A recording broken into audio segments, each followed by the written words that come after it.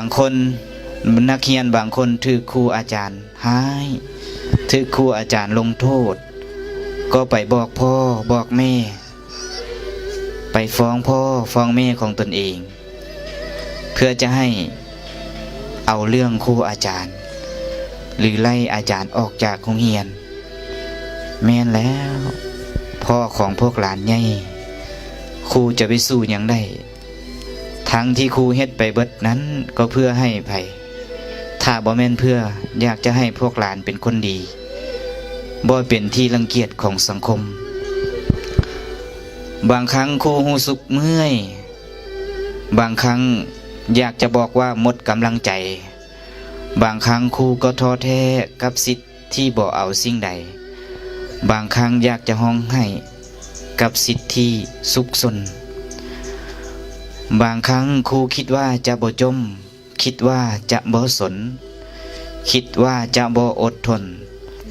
แต่ก็สับสนกับตนเองแต่เก่งว่าวันข้างหน้าสิทธิ์บ่ฮู้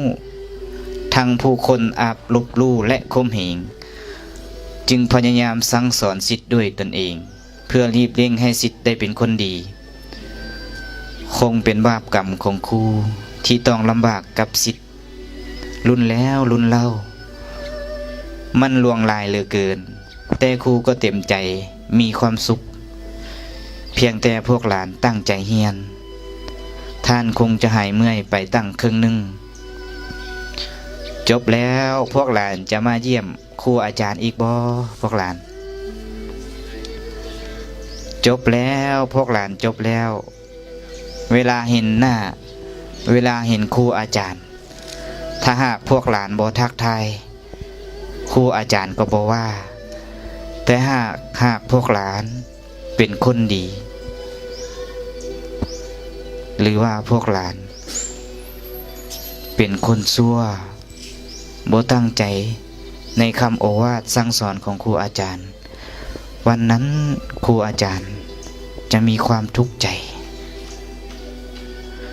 ในเมื่อวันที่เฮาเรียนจบรับปริญญาจะมีหลายคนมีความยินดีอ้อมหน้าอ้อมตาเฮาแต่เฮาลืมครูแก่ๆคนหนึ่งที่อยู่เบื้องหลัง